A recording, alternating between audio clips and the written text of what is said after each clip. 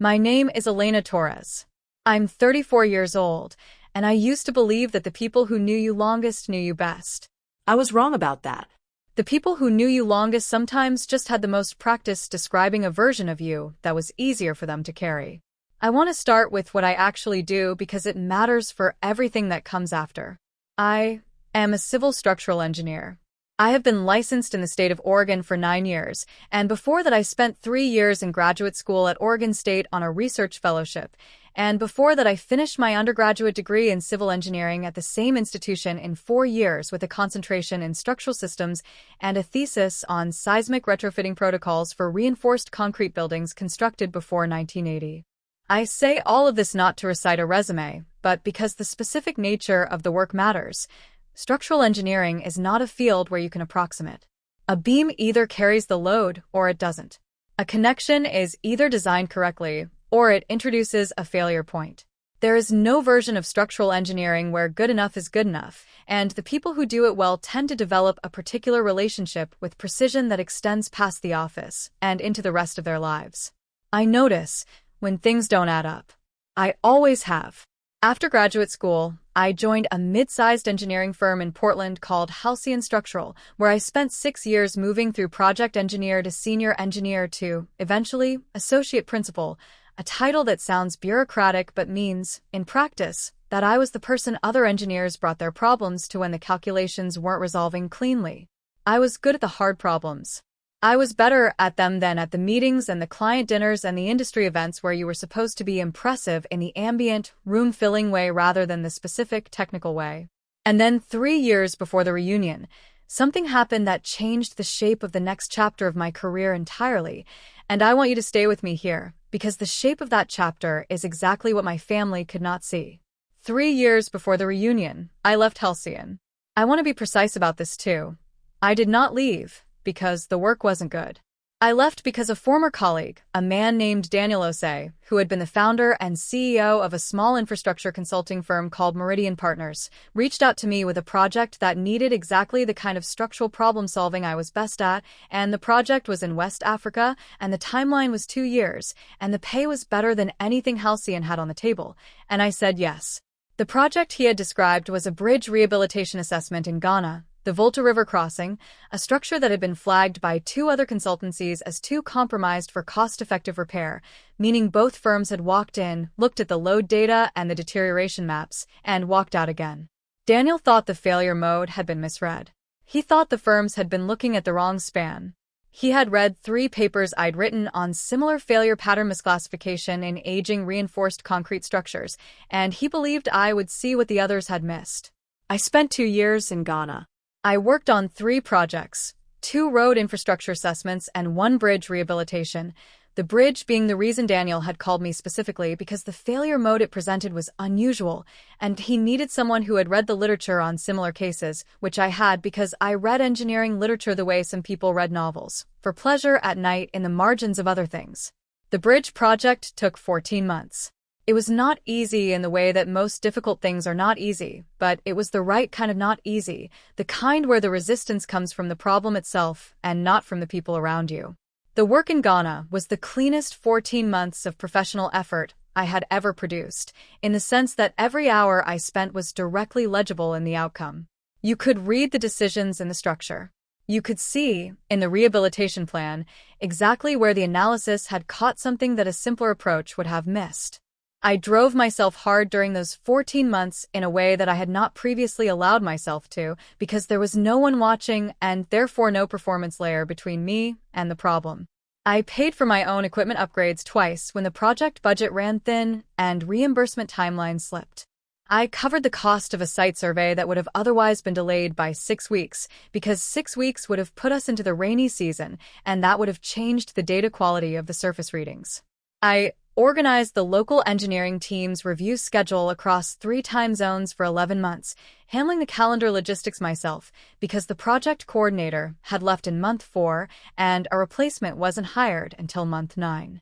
I handled the translation review of the interim report with a technical translator I found and paid out of pocket because the in-house translation had introduced 3 terminology errors that would have changed the meaning of a load-bearing conclusion. I did not tell my family any of this.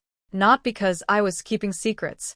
Because when I called home, the conversations were about my cousin Rodrigo's vineyard expansion and my uncle's retirement and whether I was eating enough, and the calls were warm and real, and the warmth was real, and I didn't want to convert those calls into progress reports. So I didn't. And in the silence I left, my family drew their own map. I flew home to Portland twice during those 14 months, for a week each time, and both times my family asked where I was living and I told them Ghana, and they said, oh, and moved on to other subjects. If you've ever done work that mattered, real work, the kind that required everything you had and gave something back that felt like it justified what it cost you, and had the experience of returning to the people who were supposed to know you best and finding that they had kept a placeholder where you used to be, then you know how those 2 visits felt. Not painful, exactly. More like walking into a room where someone has moved all the furniture 2 inches to the left. Nothing is where you remember it, and no one else has noticed. I came home from Ghana in the January of the year I turned 34. I had a job offer from Meridian Partners for a permanent senior role. Daniel had been clear about that before the project even finished, but I was taking 60 days to assess because the project had been large, and I was tired in the specific way that large work makes you tired, and I wanted to think clearly before I signed anything. 60 days. That was the interval. The Torres family reunion was scheduled for the last weekend in February, 6 weeks into my 60 days. It was the first one I'd been able to attend in 4 years. It was held at my cousin Rodrigo's property in the Willamette Valley, an hour south of Portland, a working vineyard he bought with his wife 8 years ago, with a barn that had been converted into an event space and a long drive lined with bare February vines. I had not seen most of these people since before Ghana. Several of them I had not seen since before graduate school. I drove down on a Friday evening. I had my overnight bag and a bottle of wine I'd bought at a shop near my apartment, and a particular set of expectations that I can only describe as cautiously low. Not hostile, just honest. My father's sister, my Aunt Rosario, had a gift for managing information in the way that certain people manage money, not by accumulating it but by controlling its distribution. She decided what was known and by whom and in what form, and she did this so naturally and so continuously that I don't think she experienced it as management at all. I think she experienced it as conversation. I had known this about her since I was approximately 11 years old, when I overheard her explaining to a neighbor that my mother had married beneath herself, which was information my mother had never been given directly, only atmospherically, in the form of comments about my father's work and his family's neighborhood, and the way he pronounced certain words. My aunt did not say cruel things. She said soft things with a structure underneath them that was not soft at all. The reunion dinner was on Saturday evening. Long tables in the converted barn, string lights overhead, my cousin's vineyard crew had set up a buffet along the east wall, and there were maybe 60 people in the room, sorted into the loose clusters that form at family events, the generation that remembered the old house, the generation that didn't, the spouses who were still learning who was related to whom. I had come in late, after a walk through the vineyard with my cousin Rodrigo's youngest daughter, who was 7 and had things to say about the vines that were more interesting than most adult conversation I'd had that week. I had just set my jacket on the back of my chair at table 6 when I heard my aunt's voice from the next table over. She was talking to a woman I recognized distantly as a second cousin's new wife, someone who had never met me, someone who was asking the questions that newcomers ask at family gatherings. Who is who? What does everyone do? The standard orientation. My aunt said, Elena is still figuring things out. She had a position at an engineering firm, but she's been away for a while. We don't really talk about what she does. I stood very still beside my chair. My breath caught once, quietly, and then I steadied. The second cousin's wife said, Oh, is she here? I'd love to meet her. My aunt said, She's around somewhere. And then, without lowering her voice, she tends to go quiet at these things. You know how she is. My mother was at the same table. I could see her from where I stood. She was looking down at her plate, and she said, without looking up, She's always been that way. Very private. We just don't always know what she's up to. She said it in the mild, slightly apologetic register she used when she was agreeing with something she hadn't originated. I folded the corner of my napkin down and then smoothed it flat again before I moved. The barn had good acoustics. My aunt had not checked whether I was within earshot. I was within 12 feet of her. I did not say anything. I took my seat and I poured a glass of water, and I looked at the string lights above the long tables, and I thought, with the specific clarity of someone who has spent 2 years doing precise calculations in high-stakes conditions, I am going to let this evening tell me what it is. I had been at the table for perhaps 4 minutes when I became aware that the man at table 4, a table slightly apart from the main cluster, near the east wall by the buffet, had set down his fork. He was somewhere in his late 50s, silver-haired, with the particular posture of someone who had spent decades in rooms where posture communicated something. He had been looking in my general direction since I sat down. I recognized him in the way you recognize someone outside of their expected context. A beat of delay, a recalibration. His name was Robert Kwan. He had been the CEO of Meridian Partners for 11 years until he stepped down to a board role the year before I joined the firm. He was Daniel Osei's mentor and one of the 2 founding partners whose names were still on the company letterhead. I had met him twice, once at a project review in Accra and once at a team dinner in Kumasi, where he had spent 40 minutes asking me technical questions about the bridge failure mode with the focused attention of someone who genuinely wanted to understand the answer. He had read the preliminary findings before the paper was submitted. He had sent me 2 pages of written notes on the North Span analysis, and then followed up a week later with 3 more questions. He was the last person I expected to see in a converted barn in the Willamette Valley on a February Saturday, and for a moment, as he stood up from table 4, my stomach dropped with the particular vertigo of 2 separate worlds colliding in a space too small for both of them. He had not been my CEO in the direct, reporting line sense. But he was the man who had built the firm I was considering joining permanently, and he knew exactly what I had done for 14 months on that bridge, and he was standing up now and walking toward table 6, and my aunt was still talking at the next table over, and my mother was still looking at her plate. He stopped at the edge of our table. He looked at my aunt and my mother briefly, and then he looked at me, and he extended his hand to me first, across the table, and said, "Elena, I didn't know you were going to be here." Robert Kwan had the handshake of someone who had decided long ago that a handshake was a complete sentence. Firm, brief, direct. He held my hand for exactly the right amount of time, and then released it and said, "Daniel told me you were back in Portland. I've been meaning to reach out." My aunt had stopped talking. I was aware of that the way you're aware of a particular background noise ceasing, not because it was loud but because its absence changed the quality of the air. My mother looked up from her plate. I said, "I've been back about 6 weeks. Taking some time before the next thing." Robert said, "Smart." The bridge project was not a small thing. He said it to me, but he said it at a volume that was audible to table 6 and table 5 and probably table 4, not because he was performing but because Robert Kwan had spent 40 years in rooms full of people and had never learned to modulate downward. He simply spoke. I sat in on the final structural review in Accra before I flew home. What you did with that connection point on the North Span, I've been telling people about it since. My aunt said, from the next table, "I'm sorry, Robert. How do you know Elena?" He looked at her pleasantly.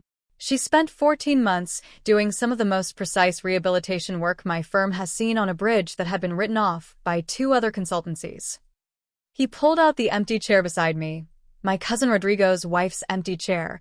She was at the buffet and sat down without being asked, the way people sit down when they've decided the conversation is happening here. Meridian Partners. We've been trying to get her to join permanently for about a year now. The second cousin's wife, whose name I later learned was Pilar, said, "Wait, is this the bridge project that was in the Infrastructure Journal?" Rodrigo showed me something. "The Volta River Crossing Rehabilitation," Robert said. "Yes." Elena was the lead structural engineer on the failure analysis. The paper came out in November. My mother said, "We didn't know there was a paper." I looked at her. I said, "I sent you the link in November." She looked at her plate again.